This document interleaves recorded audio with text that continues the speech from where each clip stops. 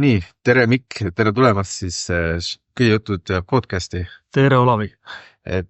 Sina olid siis minu jaoks üks suuri mõjusid, kui minu Shibari tee alguses, kui minu esimene põhiõpetaja Ivo lõpetas minu õpetamise, siis sinuga jätkus mu teekond ja siis ühtlasi sa mängisid väga suurt rolli minu tähtsatel hetkedel, kui mul näiteks esimene esinemine oli, siis sa tulid sinna ja näitasid mulle, kuidas paremini saaks seda performance'it teha ja andsid mulle palju head nõu, mis mängis väga tähtsat rolli.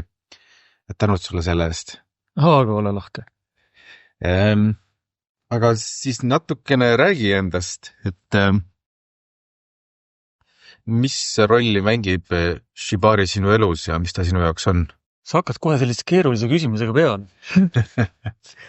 Et minu elus on väga, väga palju asju ja üks nendest asjadest ongi Shibari.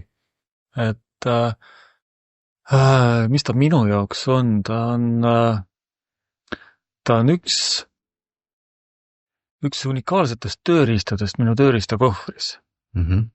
Et ta on selles mõttes unikaalne, et sa võid teda kasutada siis ükstaskõik milleks, et kas õhtuseks mänguks, mingiks teatraalseks esinemiseks, kas veel näiteks, et see on samamoodi kaasa aitamine teisel inimesel minna sügavamasse meditatsiooni, mingid teraapilised seansid, mida iganes. Et seda saad kasutada väga laialt ja ütleme, et kui inimesed jäävadki nüüd Shibari suhtes mingisse kindlasse ühte konteksti, et siis ta jääb väga paljust ilma. Et kui tema jaoks ongi see puhtalt näiteks ainult magamistoa mäng või on ta ainult esinemine, et nii vähesel määral ära kasutada on tema võimalusi, et see ei ole nagu selle Shibari eesmärk. Et sellega ikkagi ta on väga, väga laia ampluaaga, et võid teda kasutada kuidas iganes seal juba. Aga see juba võib-olla jutu jätkuks juba pärast edasi. Ja see on väga hea point, nagu, et tal on hästi palju erinevaid tahke, et minu jaoks on ka nagu ühest küljest nagu enesearengu tööriist, nagu, kus ma ise õpin ennast tundma nagu siuke teine on ka moodi siuke meditatsioonipraktika või nii-öelda nagu, et ja ka mina käin nagu esinemas, et siuke tähelepanu saamiseks nagu, ja kindlasti ka nagu eraelus siuke nagu viis, kuidas mängida oma partneriga nagu. Ta on väga hea kommunikatsioonivahend, et enda partneriga just selles mõttes, et sul on 100%, isegi 110% pühendumine enda partnerile. Et kui partner usaldab sind ja jääb sinu meelevalda, et kuidas sa temaga käitud, et sa pead temast täielikult hoolitsema, et ta kuskil vigastada ei saa, et ta ei kuku kuskile, et ta saab sinu peale toetuda, kui tal isegi nina hakkab sügelema, et sa tajud selle ära, et tal nina sügeleb ja saad seda vaikselt sügada sealt. Et see on kõik selle hoolivuse näitamine ja täpselt see, et kuidas sa suudad nagu enda partnerit lugeda, et seda õnnestum on sul see seanss tuleb. Ja see on väga point just, et see usaldus, et ma ei tea, et oleks väga palju alasid, kus sa pead nii palju üht teist inimest usaldama.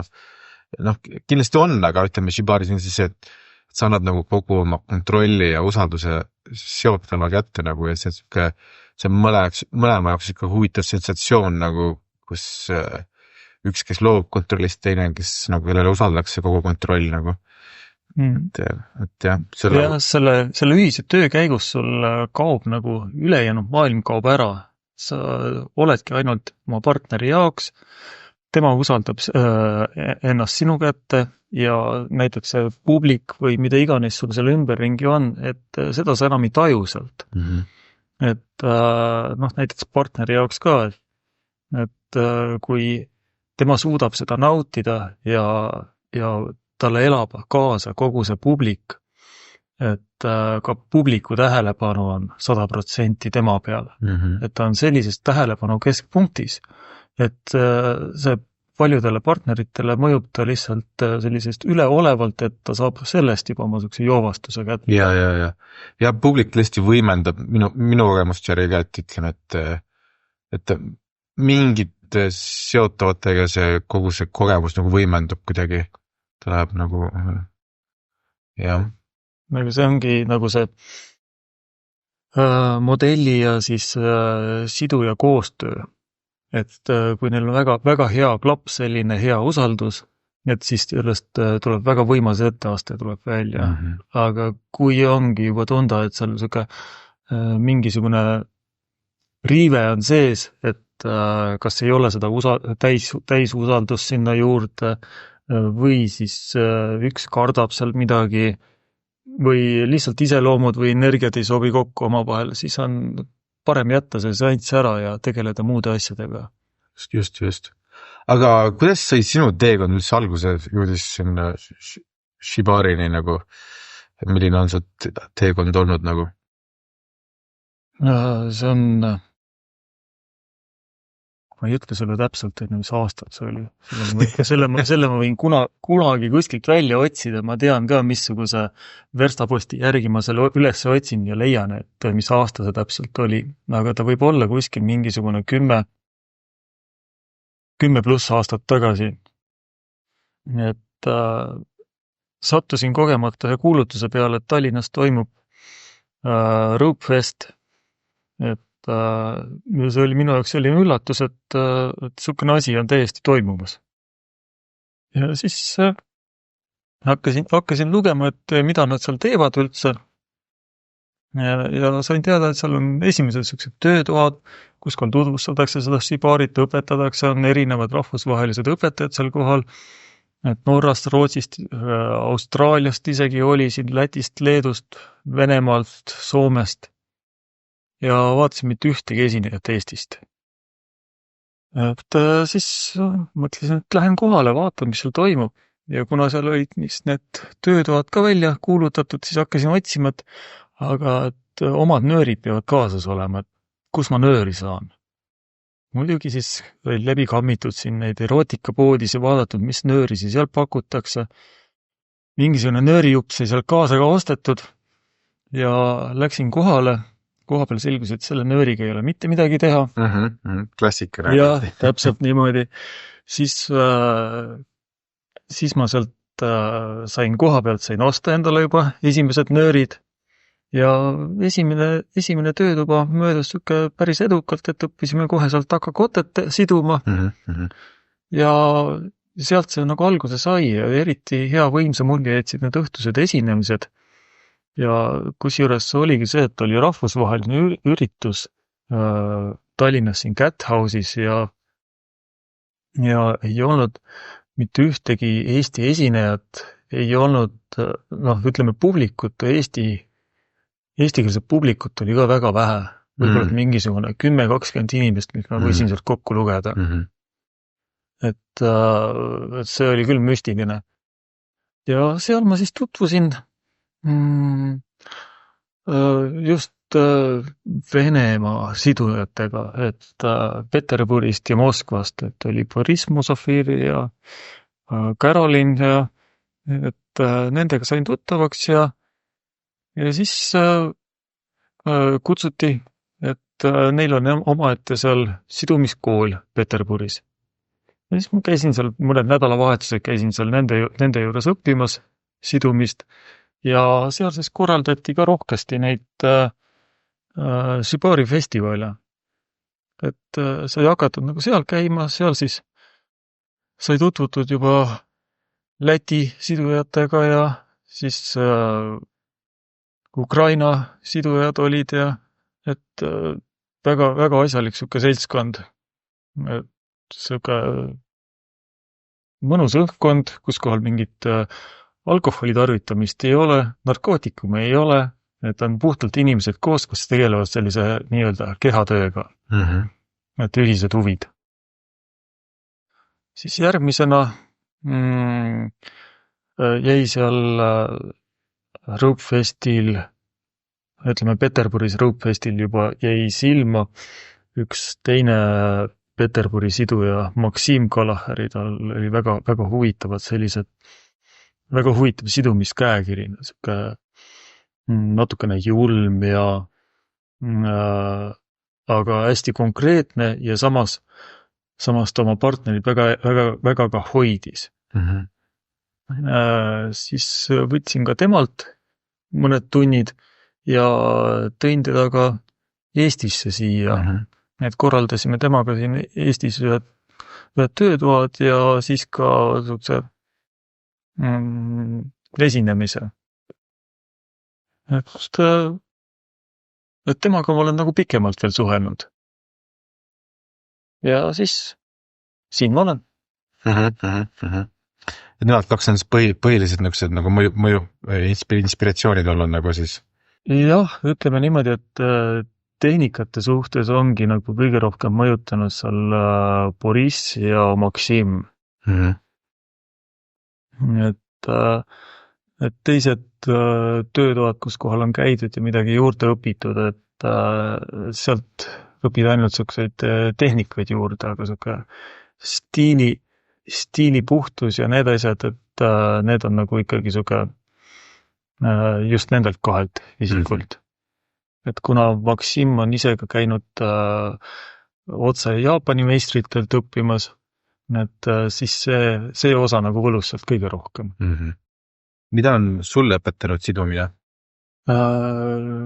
Mis sidumise juures nagu on siuke õpetlik, et sidumise juures on üks asi see, et on see pühendumine, keskendumine. Sa ei saa enda tähelepanu mujale lasta ja väga hea on see, et ta lülitab sind ülejäänud maailmast välja. Et kuna mu igapäevased tegevused hoiavad väga sellises reaalsuses sees, et ma ei saa nagu seda lubada endale isegi, et ma kuskile niimoodi oma mõtetega välja rändan. Aga siis see on selline tegevus, kus kohal sa jääd sellesse ajatusse hetke sisse, kus kohal sa lased sellel ajal lihtsalt voolata ja sa saad pühenduda ennast oma partnerile.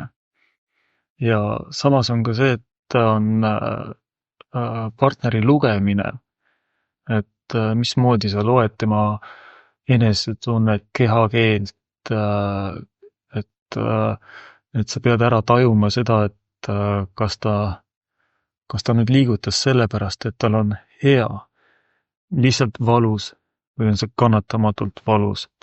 Et kõike seda asja nagu ära tajuda, see nõuab tegelikult väga pikka kogemust ja head koostööd. Kuidas Shibari on mõjutanud sinu nagu suhet? Sa mõtled suhet nüüd enda elukaaslasega? Jah.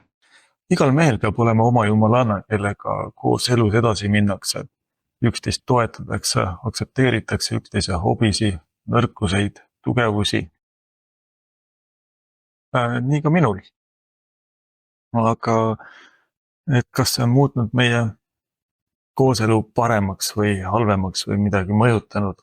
Kindlasti kõik sellised hobid, mida tehakse koos või siis üksteise aktsepteerimisel, see muudab suhet ikkagi tugevamaks.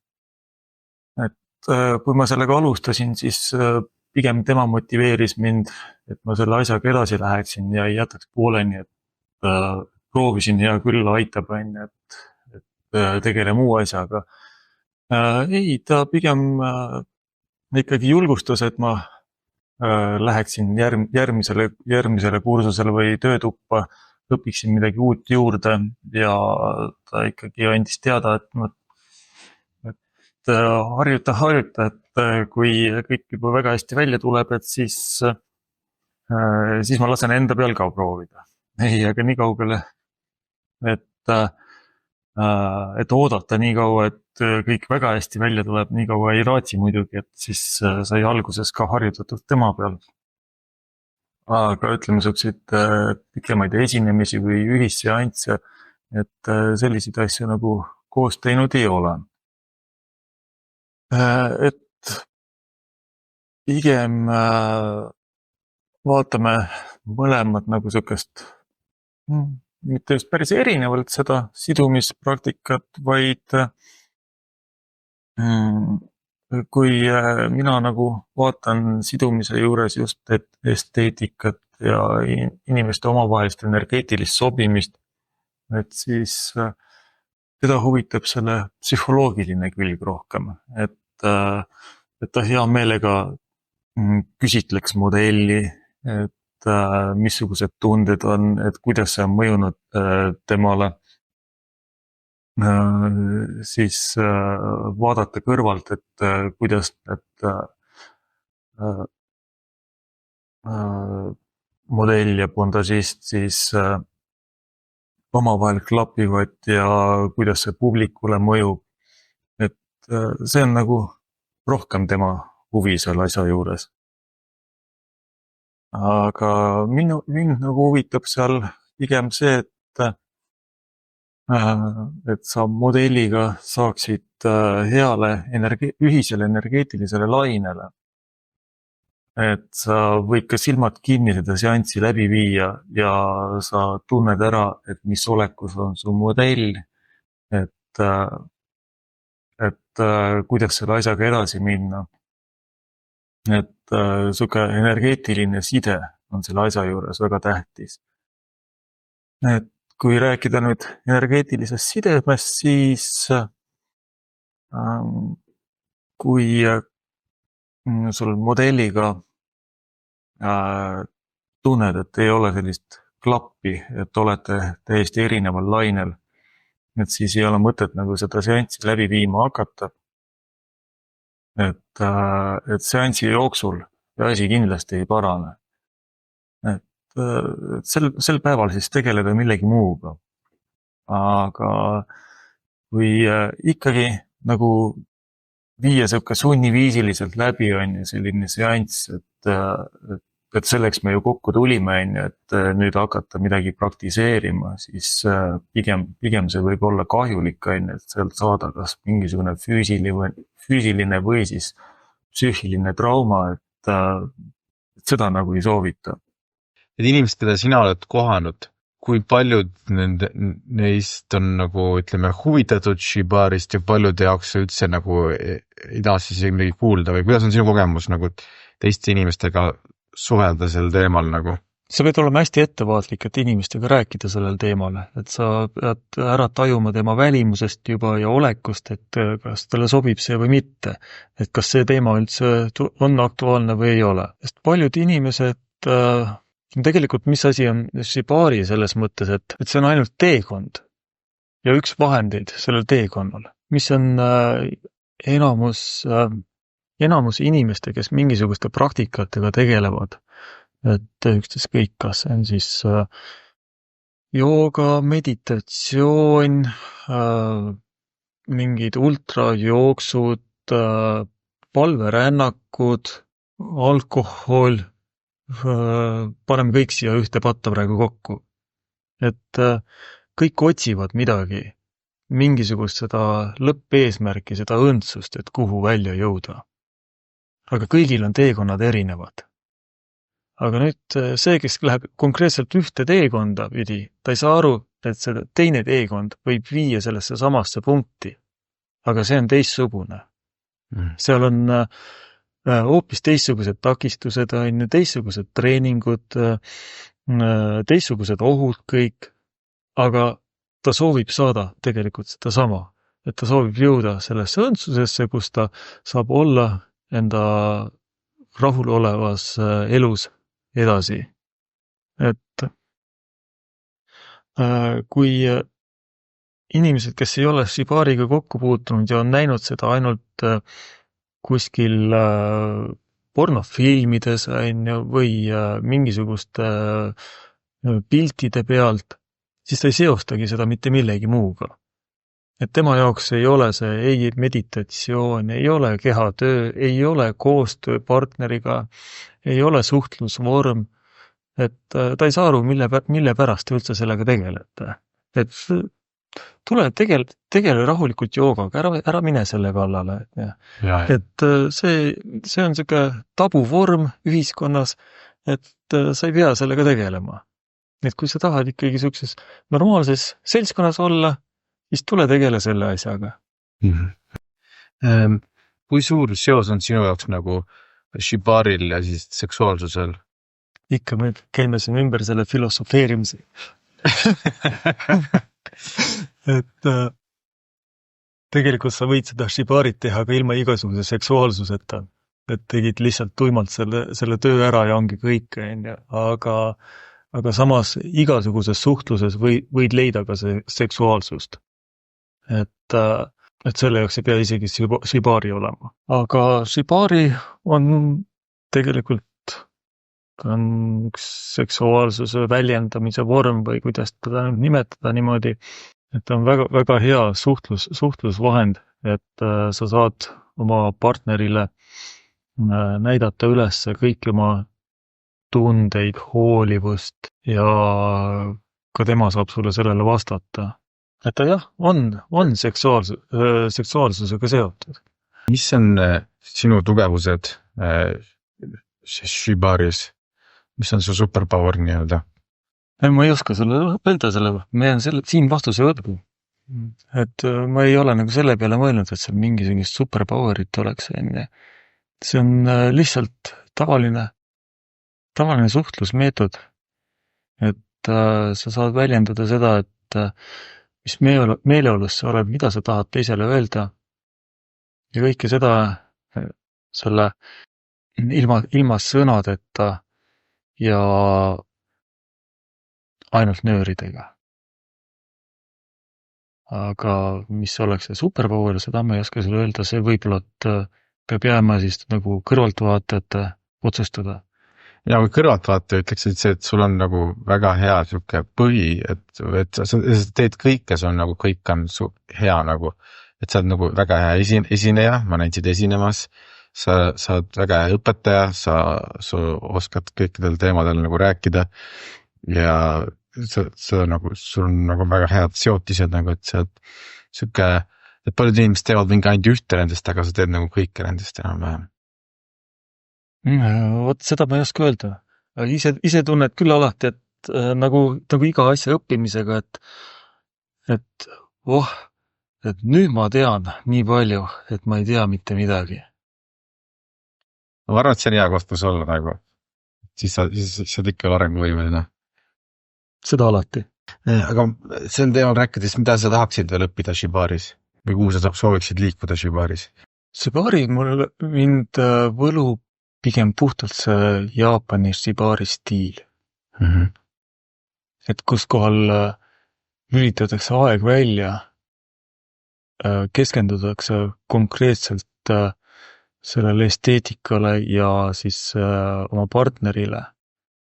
Et iga sõim voolitakse välja või omaette kunstiteos ja kogu see partner pakitakse sisse nagu ilus kingituse pakk. Ja seda kõike aeglaselt, konkreetsete liigutustega ja väga hästi valides. Et ise ma loodan, et mul tuleb kunagi selline aeg, et ma saan niimoodi pühenduda mõnele seansile. Väga vinge, väga huvitav. Shibari pole ainult nagu sidumine, et seal on ka vaatan nagu mingid vastvastuks erinevaid BDSM-elemente, nagu näiteks piitsutamine ja muud asjad, et kas saaksid ka sellest ka rääkida, et ma tean, et sa oled isegi piitsutamiskoolitusi teinud? Põhimõtteliselt annab kõiki neid tööriistu. Ma nimetan tööriistadeks näiteks seda shibarit ja piitsutamist, mitte konkreetselt nagu atribuutis endaid.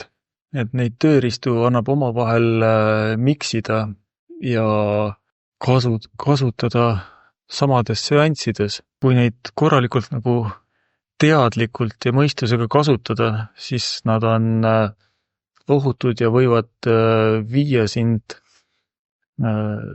sügavamaid kogemusi kogema. et kui me praegu jõudsime välja nüüd oma juttudega piitsutamise juurde, siis seal on täpselt samamoodi, et seda kasutatakse teatraalsetes esinemistes, siis on samamoodi lisaelementidena shibari juures, siis võivad olla täiesti meditatiivsed piitsutamised, kui nüüd minna nagu ajalooliselt sinna piitsutamiste juurde, siis ka kirikutes olid need piitsutamised olemas, kus kohal inimesed kasutasid seda piitsutamist siis kas karistusena, kas enesekaristusena, kus oli see enese piitsutamine, või siis samamoodi sooviti saada seda niinimetatud eesmärki, seda nirvaanasse jõudmist, kus kohal meditatiivses piitsutamises saavutati sihuke meditatiivne seisund, kus sa võisid oma keha välja lülitada ja minna sellesse õõnsasse seisundisse. Et ta on sihuke ka omaette pikk teema, millest võib täiesti eraldi rääkida. Et väga palju seda Pandora laegast siin praegu just avada ei taha sellest, sest meil muidu see jutt läheb väga pikaks edasi. Aga Shibari juures mitte ei tule ainult see piitsutamine, seal tulevad juurde igasugused muud mänguasjad, näiteks siin see küünlavaha kasutamine ja siis on pesulõksud ja neid variante on väga palju, mida kasutada ja omavahel miksida. Ja mõnikord võib selle mängimise väga, väga lõbusaks teha ja mõnikord on ta läheb üldse väga erutavaks ära niimoodi, et aga see on täpselt niimoodi, kuidas sa ette näed ja kuidas sa oled partneriga kokku leppinud selle. Just, jah, et ma olen ka avastanud, et ma alustasin sidumisega, aga mida rohkem seda teen, seda rohkem neid erinevaid mängimisviise nagu näen, et see tõesti avab nagu selle päris uue maailma. Sa teed esinemisi ja koolitusi, saad vist natukene lähemalt rääkida oma esinemistest ja oma koolitustest? Shibari koolitustel on tavaliselt see, et sõltub koolitatavate kogemusest, et kui palju nad sellega kokku puutunud on. Et kõigepealt tuleb ikkagi nagu selgeks teha, et missugune kogemus või kokkupuude neil olemas sellega on, mida nad ootavad sellest ja siis vastavalt sellele tead, missuguses võtmes nagu selle asjaga edasi minna.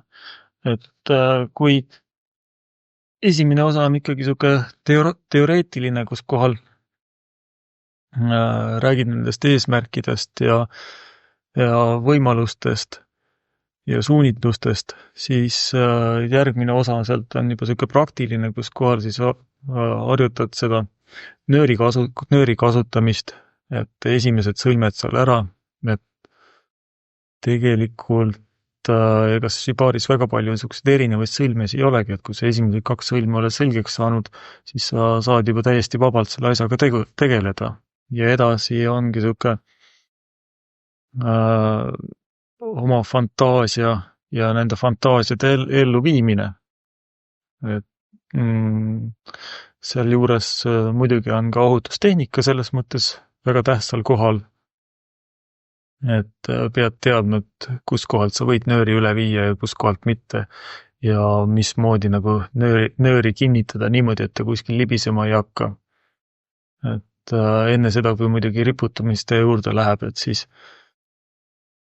kindlasti kellegi kogenuma juures seda enne harjutada või vaadata, et mismoodi see käib, et ainult YouTube'iga ei soovitaks seda ise harjutada. Ja esinemised? Esinemistel on, esinemiste juures on tegelikult huvitav see, et sõltuvalt, et kus kohal, kelle jaoks sul esinemine on, et vastavalt sellele peaksid panema kokku selle programmi, et mismoodi sa seda asja nagu ellu viid, et millise muusikaga, et vastavalt muusikale siis läheb ka kogu see esinemistempo seal, et kas sa teed seal vahepeal siis selle tempo muudatusi seal sisse, siis missuguseid elementisi, et sa võid kogu selle esinemise üles seada näiteks mingisugusel sõnumil, et mida sa tahad nüüd rahvale edastada. Et kas sa tahad nüüd rahvale edastada näiteks vägivalda, kas sa tahad edastada rahvale mingisugust armastuslugu või hoopis mingisugust muinasjuttu, ükskõik missugusest kontekstist me välja võtame praegu, 3 põrsakest, lumivalguke, mida iganes, et kõike seda annab omaette lavastuseks teha ja kui sul selline sõnum on seal sees, siis see viib kogu selle esinemise hoopis teisele tasemele. Et kui alguses esimesed esinemised teed ainult see, et sa näitad, et sa oskad neid sõlmesi teha, oskad riputada ja seda järelhoolitsust teha, et see on siuke esimene etapp, aga kui sa suudad sellesse esinemisse juba oma sõnumi sisse panna ja rahvas saab sellest sõnumist aru, see on juba järgmine tase sellel. Väga äge, väga äge. Aga ma saan aru, et sind saab ka tellida koolitama ja esinema nagu. Jah, saab ikka. Et kuidas inimesed, kui nad tahaksid kutsuda sind ütlema esinema või siis koolitusele kuskile, siis kuidas nad saavad sinuga kontakti? Leiavad mu ülesse.